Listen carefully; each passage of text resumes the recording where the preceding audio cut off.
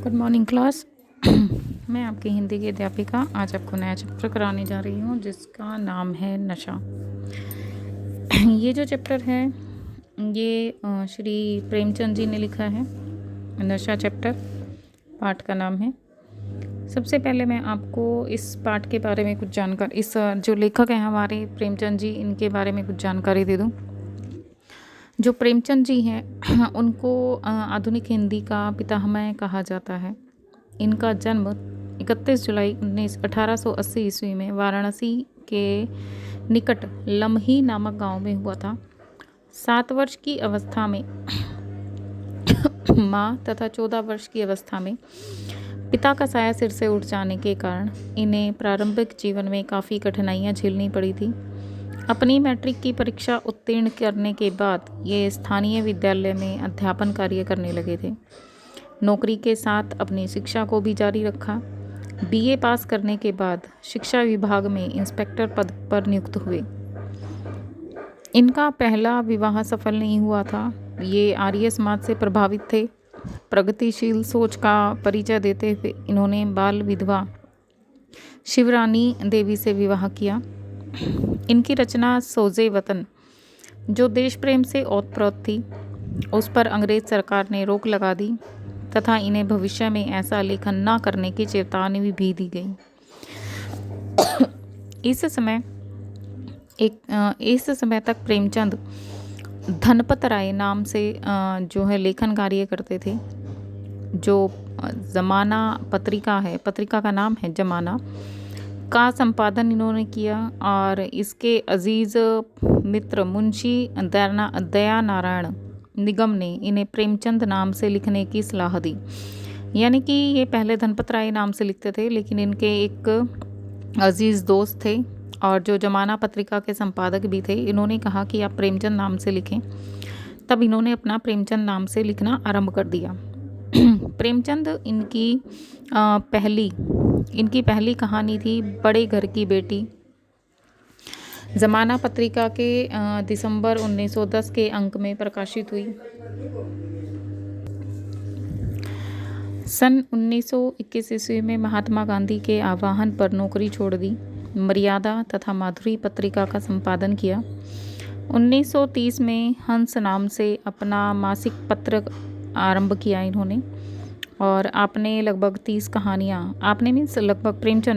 30 कहानियाँ, 1 दर्जन उपन्यास और कई लेख लिखे।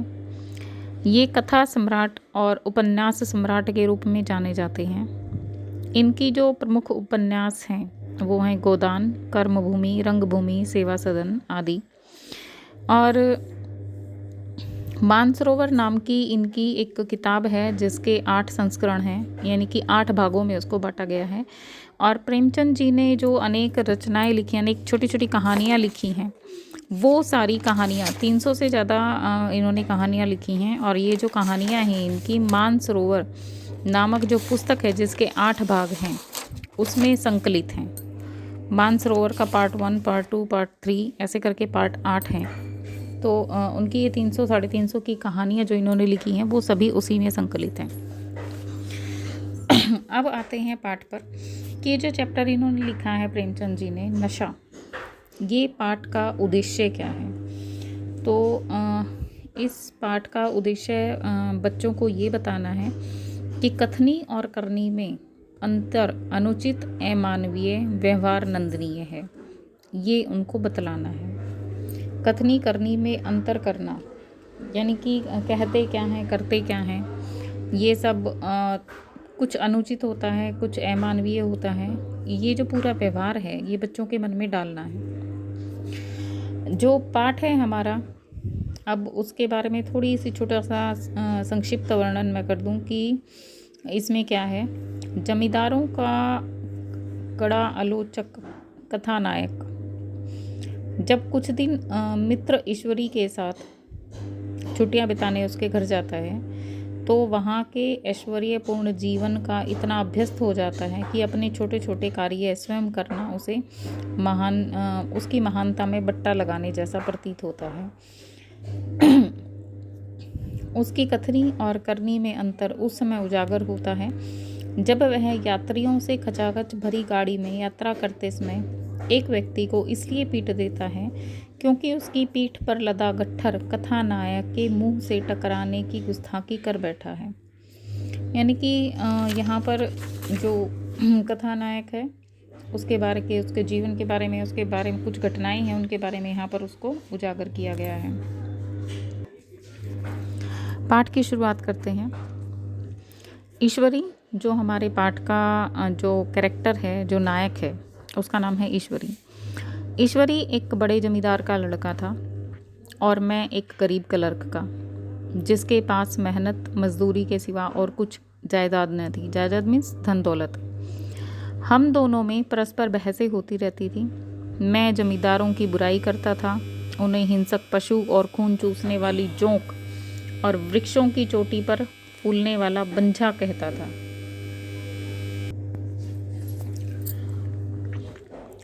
मैं, जो गरीब क्लर्क का बेटा था, जमींदारों की बुराई करता था और हिंसक पशु और खून चूसने वाली जोंक उनको कहता था, और वृक्षों की चोटी पर फूलने वाला एक बंझा कहता था। बंझा का अर्थ है यहाँ पर बांझ, यानी कि जिस पर कोई फल ना लगे। ठीक है। वह जमींदारों का पक्ष लेता, पर स्वभावतः उसका पहलू कुछ कमज़ोर रहता। यानी कि दोनों में अगर कुछ बहस हो जाती तो हमेशा वो कमज़ोर हो जाता था, और जो मैं यानी क्लर्क का बेटा था, मेरा पलड़ा थोड़ा भारी रहता था, क्योंकि उसके पास जमींदारों के अनुकूल कोई दलील ना थी। दलील का अर्थ होता है उसके समक्ष कहने के लिए कोई पावरफुल बात, युक्ति। ठीक है। वह कहता है कि सभी मनुष्य बराबर नहीं होते। वह कहता था कि सभी मनुष्य बराबर नहीं होते, छोटे बड़े हमेशा होते रहते हैं और होते रहेंगे।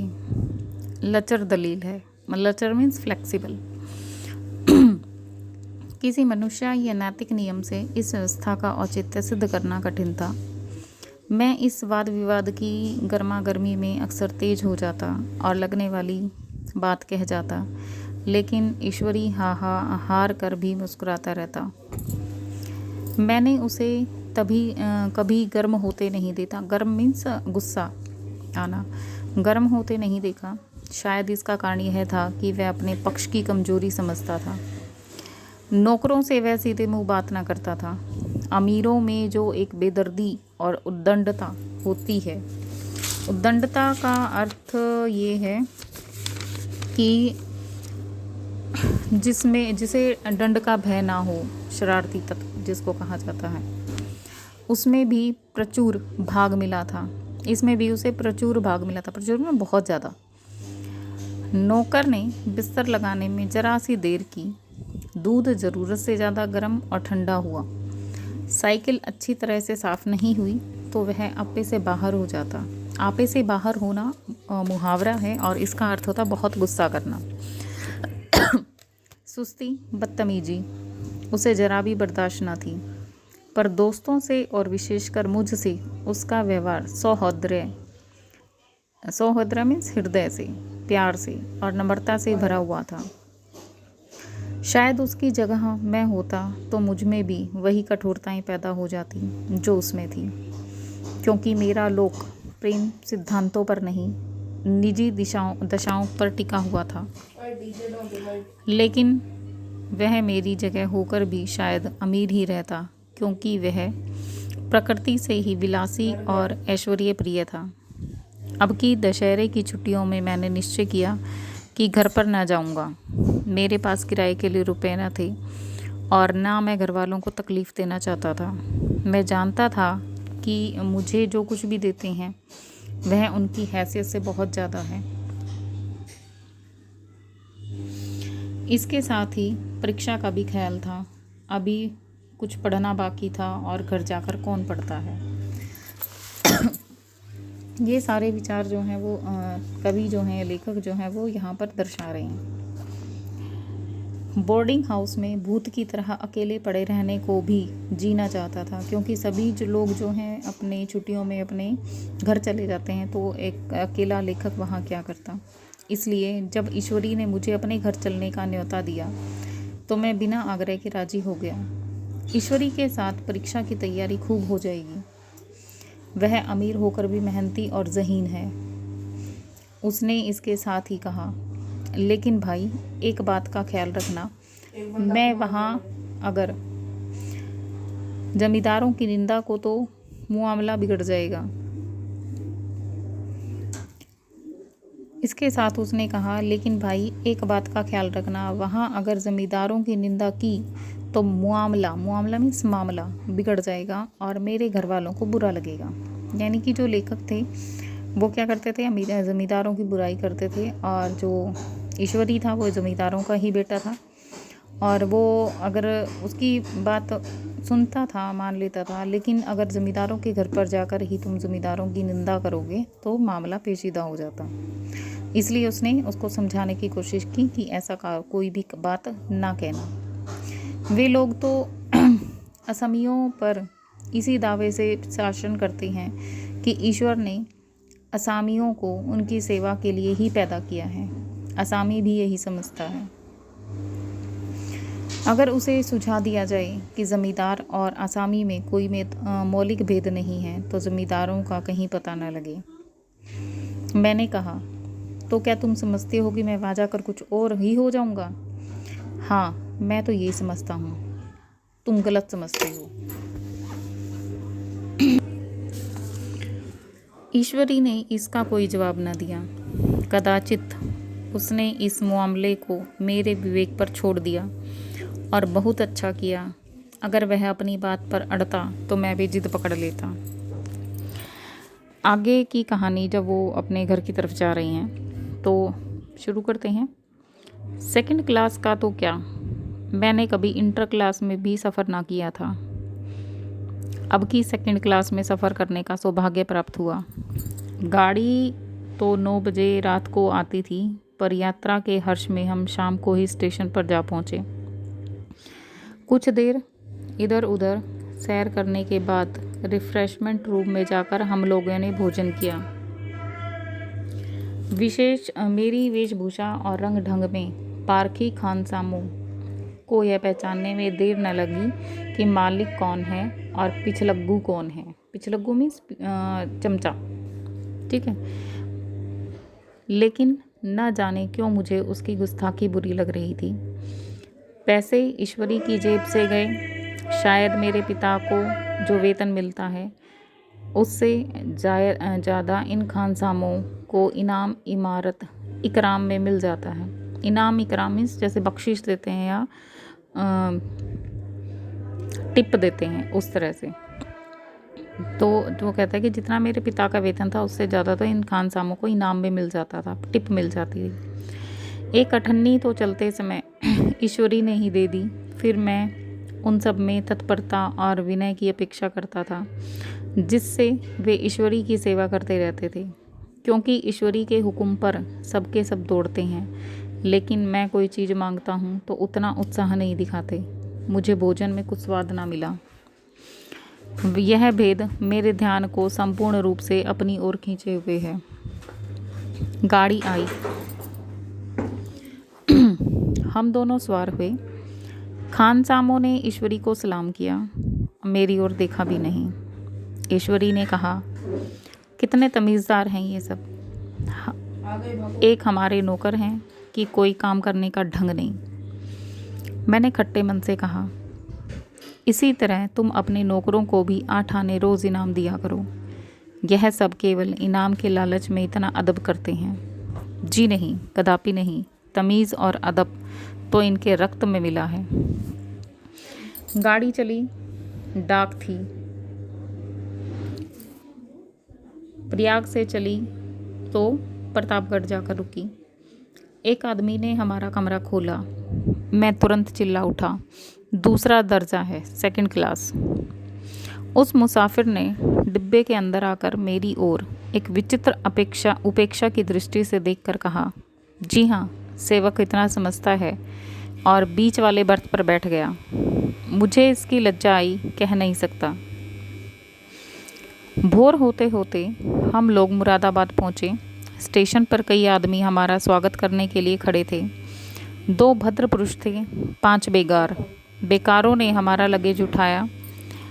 दोनों भद्र पुरुष पीछे पीछे चले। एक मुसलमान था, रियासत अली। दूसरा ब्राह्मण था, राम हरख। दोनों ने मेरी ओर अपरिचित नेत्रों से देखा, मानो कह रहे हो, तुम कौवे होकर हंसों के साथ कैसे। यहाँ पर जो है टोंट मारा गया है कि कौवा जो है हंसों के साथ कैसे, यानी कि वो उसका नकल करने की कोशिश करते हैं ईश्वरी की, जो लेखक हैं ना, ये जो गरीब लड़का है वो उसके ईश्वरी की नकल करने की कोशिश करता है। अपने आप को भी वो एक जमींदार की तरह जो है लोगों के सामने प्रस्तुत करना चाहता है, लेकिन वो ऐसा नहीं कर पाता। तो इसलिए जो वो अपरिचित व्यक्ति थे जो उसको देख रहे थे, तो उन्होंने इसी तरह से उनको देखा कि जैसे कोई कौवा जो है हंस की तरह बिहेव कर रहा है। ठीक है। उसके बाद देखिए,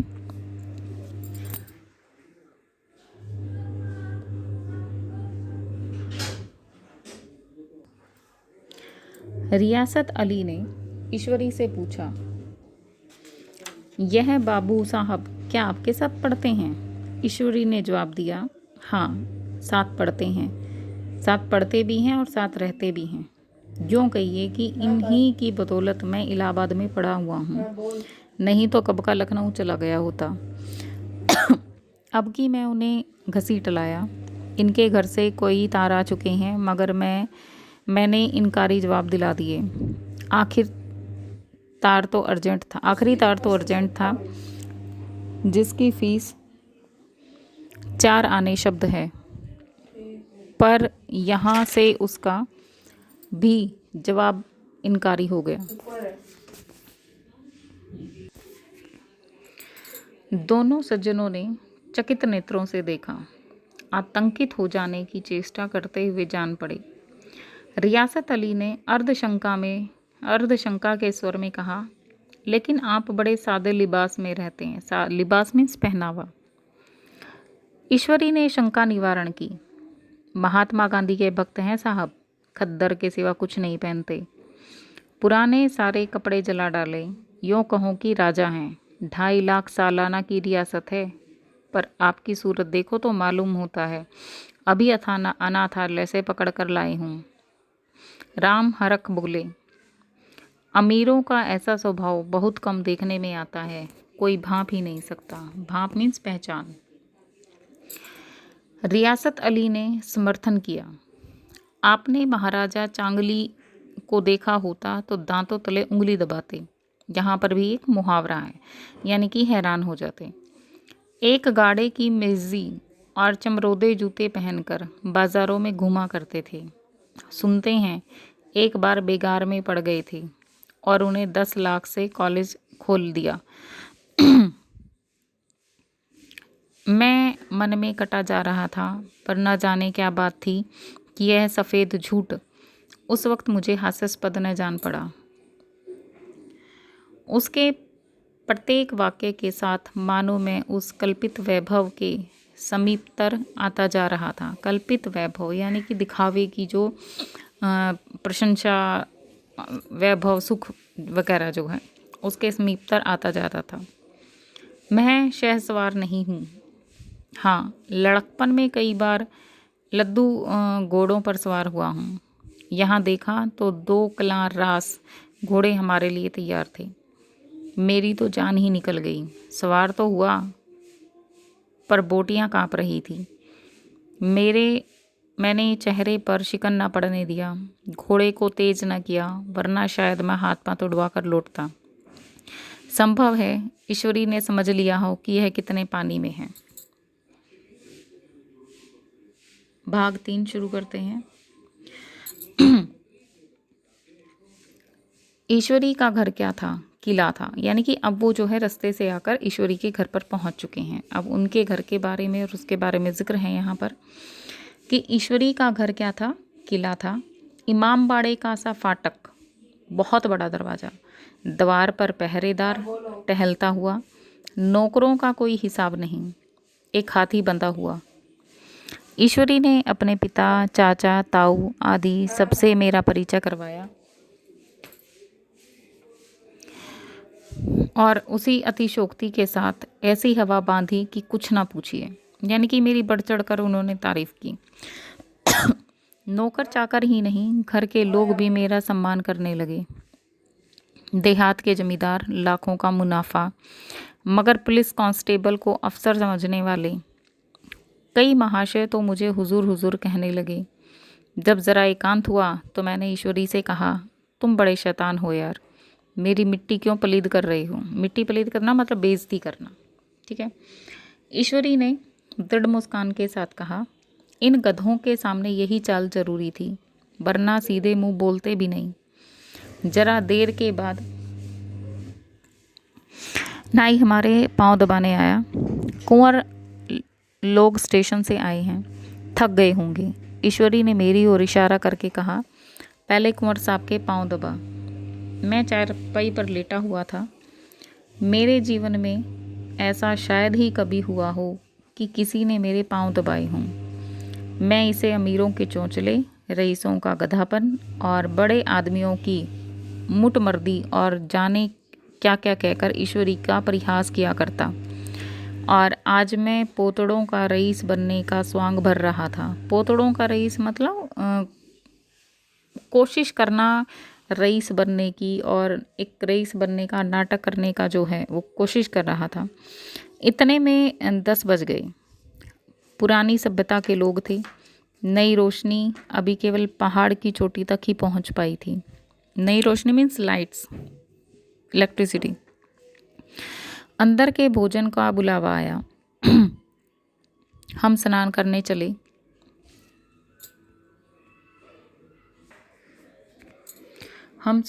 चले।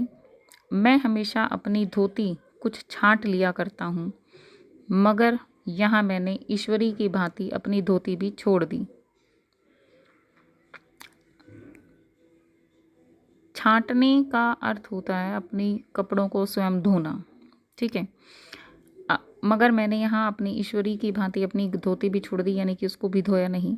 अपने हाथों अपनी धोती भी छांटते शर्म आ रही थी, यानी कि वो स्वांग रच रहा था एक रईस होने का, और रईसों का जो तरीका है वो ये है कि अपने कपड़े वो स्वयं नहीं धोते हैं। तो यहाँ ये बात जो है, जो लड़का था ईश्वरी का दोस्त, उसने भी ऐसा ही दिखावा करने की कोशिश की। अंदर भोजन करने चले। होटल में जूते पहने मेज पर जा डटते थे। यहाँ पाँव धोना आवश्यक था। हॉस्टल में तो शूज़ पहनकर वो अपना खाना खा लेते थे मेज पर बैठकर, लेकिन यहाँ पर पाँव धोना आवश्यक था। इनका एक काम करने का एक ढंग है, परंपरा है। कहार पानी लिए खड़ा था। कहार जो पानी लेकर आता है उसको कहार कहा जाता है, चाहे कुएं से पानी लेकर घरों में भरना है, पीने का पानी लाना है बाहर से, जो कुछ भी है, तो उसको कहार, जो पानी लाने का काम करता है उसको कहार कहा जाता है। ईश्वरी ने पाँव बढ़ाए। कहार ने उसके पाँव धोए। मैंने भी पाँव बढ़ा दिए। कहार ने मेरे पाँव भी धोए। मेरा वह विचार न जाने कहाँ चला गया था। अब इस पाठ को यहीं तक करते हैं, बाकी का जो पाठ है हम कल पढ़ेंगे। तब तक के लिए आप इसको अच्छे से समझ लीजिए और पढ़ लीजिए।